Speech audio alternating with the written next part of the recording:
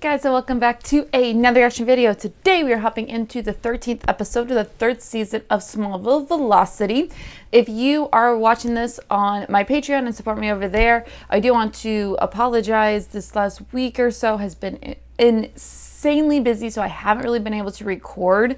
So unfortunately, like, I did do Falcon Winter Soldier, but unfortunately I haven't been able to really hop back into Smallville because, you know, life happens. I really want to get back to being a week and a half, 2 weeks ahead on Patreon than I am on YouTube. So if you're watching this on YouTube, I hope that maybe you haven't really seen too much of a hiccup, because I do want to get out an episode a day.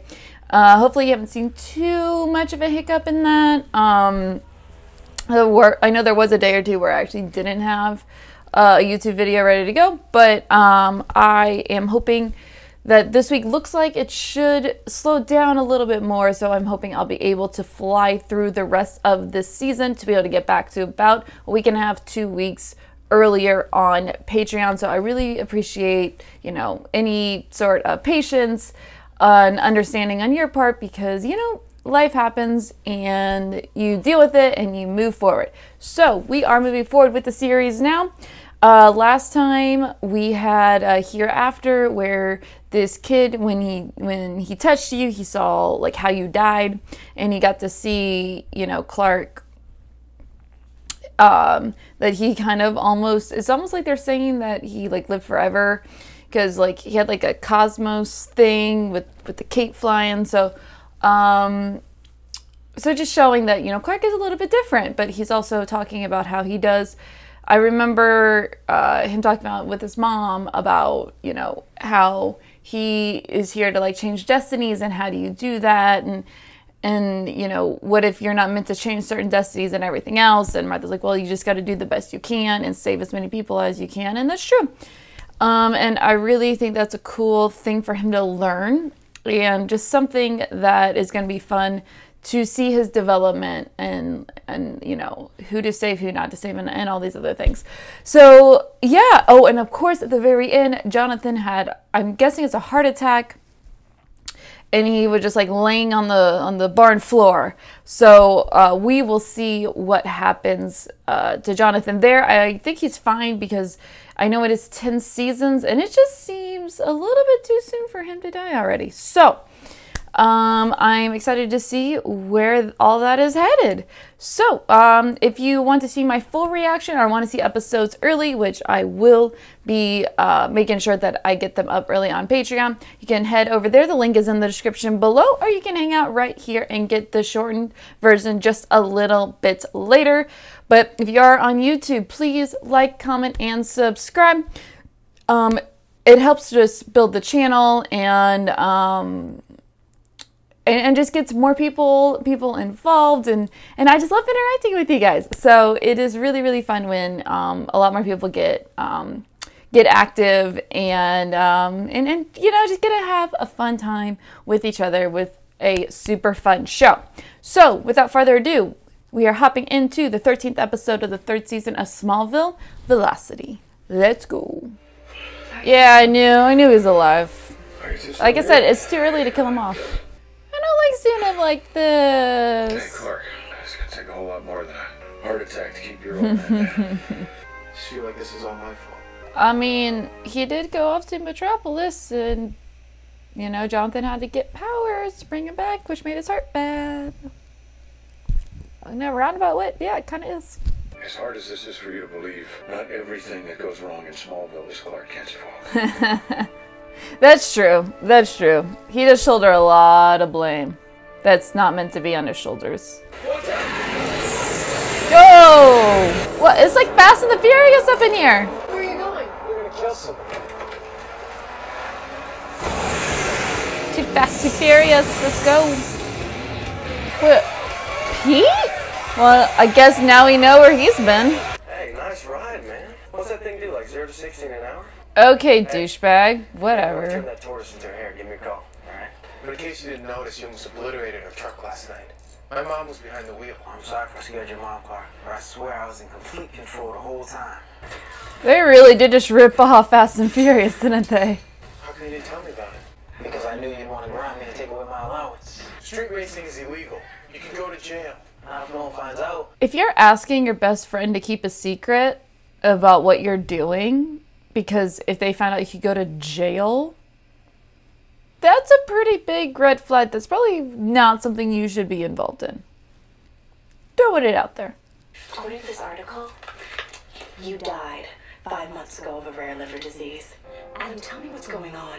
Lana, you can't tell anyone. Oh, is he bleeding in the eye? Oh my god. I'm fine. Lana, listen. No, he's not fine. He's a vampire. I found a vial in his apartment and took it to the pathologist at Smallville Med to have it analyzed. Now, what's even freakier is the molecular makeup is like nothing the pathologist has ever seen in any human or animal. That's why I decided to take a peek into Adam's medical records. Privacy laws don't seem to phase you. No. Dr. Tang is a professor of molecular biology at Metropolis University. And she's so high up in the ivory tower I need a hook and ladder to get to her. That's why I came to you. A generous benefactor of the university is going to have a lot more luck than a high school student. I like their little tag team. I like them together, like, trying to figure out all of this with Adam, because I want to know. But they seem like a really good pairing together to figure all this out. I like it. For once in my life, I finally found something that I'm truly good at. But you saw that crowd last night. And for once in my life, I finally get to feel what you feel like every single day. I get to feel special. I've always been walking in your shadow. Pete, that's not true. Clark, don't get me wrong. It's not a bad place to be. But I'm growing up. He has a serious inferiority complex, doesn't he? Pete is your friend. I can't let you race anymore. It's too dangerous. Clark, what are you going to do? Physically stop me every time I go to race? If I have to. Fine, Clark, you win. I guess I'll just keep living vicariously through you. Damn, Pete. Like, seriously? He's just looking out for you, man. Call Pete. Go to the movies. I don't watch TV. We're kind of in the middle of a fight, Dad. Without realizing it, I think I've taken Pete for granted. Maybe he's just going through a phase. As long as he's not getting himself in any trouble, we'll give it some time. Kinda is. I have a feeling Pete's not gonna throw the race. Then he's gonna get in trouble, and Clark's gonna have to save his ass.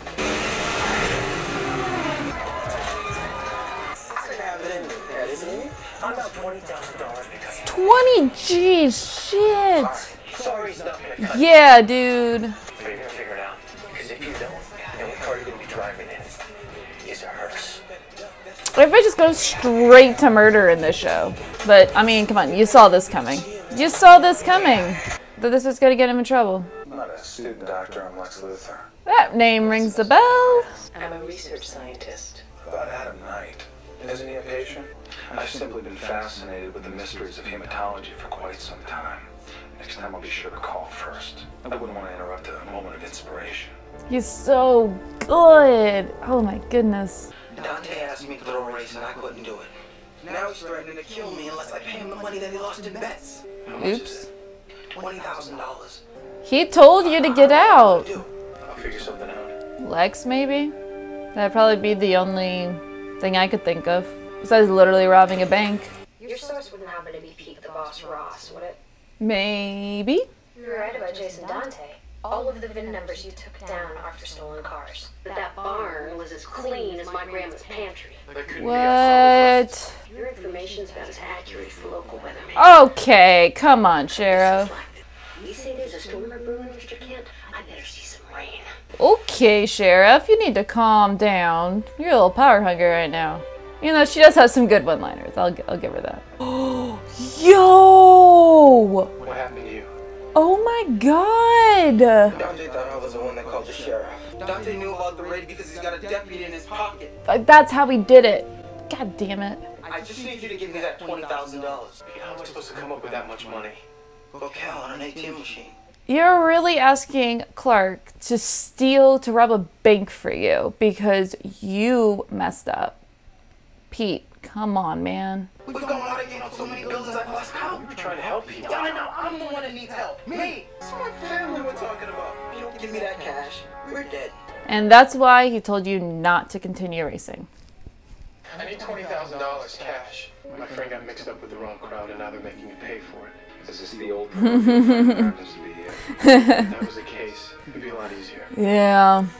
I'll tell your friend that in my experience, money-hungry thugs are like stray dogs.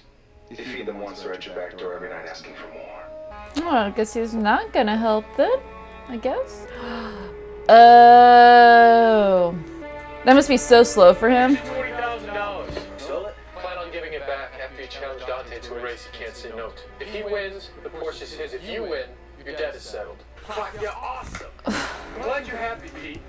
Because I've been lying for you and I had to steal for you. Now I have to cheat for you. Yep. Let's get this done. Put the package in Kate's car like I told you. Yeah, we're all set. Good. Once this number hits 100, the boss will be blown to bits. Well, they took a page out of Clark's playbook. There's a bomb in the engine. Stupid kryptonite freaking everywhere. Clark, come on. Get up, Clark. You gotta do something. I don't... Yeah, Clark, you gotta dismantle the bomb. Shit. Something. Okay, so you're not gonna get to 100. Got it. Holy shit. What? Yo, I didn't see that happen. I didn't see that coming. I think he's dead. Pete, what the hell are we doing this entire episode? What are we doing? Well, I guess you don't have to worry about the 20 G's anymore. Thanks to you, the university is threatening to revoke my tenure. My funding has been cut off. I'm gonna fund your research, Doctor. Yeah, I was gonna say, he's gonna be... Budget double. That's one way to get to the bottom of Adam. Oh, right in the end. Oh, God. Look at his shoulder, and what the hell? He's like deteriorating right before your eyes. Tell anyone what you found out, and you're gonna regret ever meeting me. Well, okay, Damon. Shit. Let's get all scary. For no good reason. Cool. Okay, I was gonna be honest. I thought he was gonna, like, push her down the stairs or some shit. Look, in the world, things aren't always black and white. And sometimes you gotta just wander out into the gray areas and do what you think is best. Yeah. Son, you're gonna have to make choices in your life, moral choices that she and I'll never have to make. We both know that time comes. You'll do what you think is best.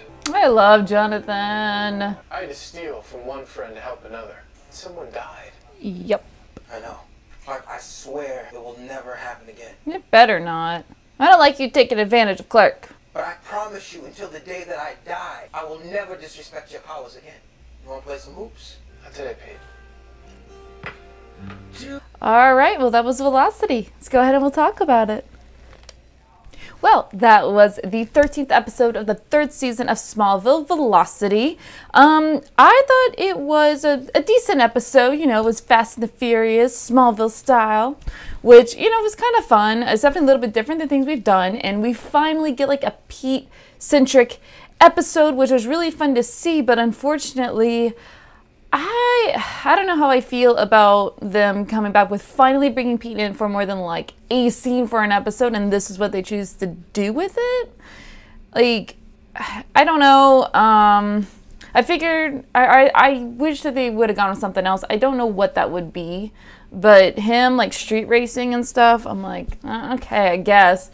But of course they use, you know, green, kryptonite to boost the cars, so they can go like super fast. And of course they use kryptonite. They use kryptonite for everything. This episode, I hated how Pete basically, he got himself into a big bind because illegal things that he was doing that he knew was wrong. And yet he wanted to take advantage of Clark and his powers in order to make everything right. He wanted Clark to steal for him. He wanted Clark to misuse his powers in order to make things okay for what he did. And that is not okay. I don't like the fact that Pete kind of pressured Clark into helping him out and doing very not Clark Kent like things, and just taking advantage of the fact that his friend is Superman, and that is just wrong, and I didn't like that. I didn't like how their friendship was in this episode. Like, I'm glad that Clark was there to help him out, and he did get them out of the bind, you know, because he was going to do that. We all knew he was going to do that, but I just hated the fact that Pete really just took advantage of his powers, and he had like this weird, you know, I feel like he's always had this inferiority complex compared to Clark, even before he knew about his powers. Because let's be real, it's Tom Welling. He's like 6'4" and gorgeous. I'm like, yeah, you would. Especially Pete. I don't know. The actor's like, I don't know, probably like 5'7", 5'8", something like that. I don't know. I don't know. It's just this is a weird episode for me because I loved all of the Lex stuff, and like Chloe and Lex, you know, like teaming up together to figure out what's going on with Adam, because this whole Adam thing is just so weird for me. Like, so he died like 5 months earlier, and now he has to be injected with some sort of random serum or something in order to keep him alive, because like if he doesn't take it, he like is deteriorating. Like, what the hell is wrong with him, and what is this girl doing? And I just love how menacing Lex can be without really saying anything, and that's where Michael Rosenbaum shines. Like this episode when he was like manipulating her into, you know, basically working for him. Oh, those were golden. I loved those scenes. They were so good. So now Lex is going to figure out what is going on with Adam, because I want to know what's going on with Adam, because he is like bleeding from the eyes and like doing all. I'm like, what the hell happened to you? Who the hell are you? Like, and how does he fit into this whole thing? That's what I'm wondering, because he seems like just a random person to bring in. So I am wondering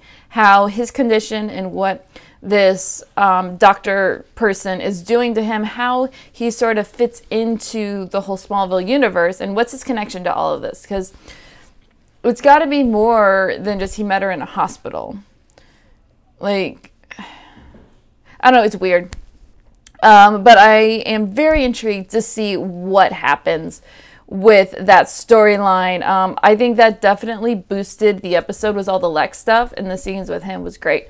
And I did really like at the end, like I said, like during the episode, I'm glad that, you know, there was some ramifications for what, you know, Pete made Clark do. He made him, you know, steal for his friend, and a person ended up dying in the end because of the choices that Pete made, and those choices did not sit right with Clark, which, you know, I like the fact that, you know, they're kind of going to be on the outs. Maybe, I don't know if it'll like keep going to the next episode or not, but I'm glad that it wasn't just a, you know, oh yeah, we're all good now, you said you're sorry. Like, I'm glad that like they kept the rift in their friendship going, which is really nice. And of course, also Jonathan is okay, which I figured he would be. I think it's way too early in order to kill him off. And, you know, he made it home from the hospital, and he's better. And, you know, Clark does what he does and shoulders the blame, thinking that he's to blame, which in a roundabout way he kind of is, because he did go off to Metropolis. And, you know, Jonathan did have to go to Jor-El to help him bring his son back. But he didn't know he was going to get powers and everything else and how his body was going to react. But, you know, it is what it is.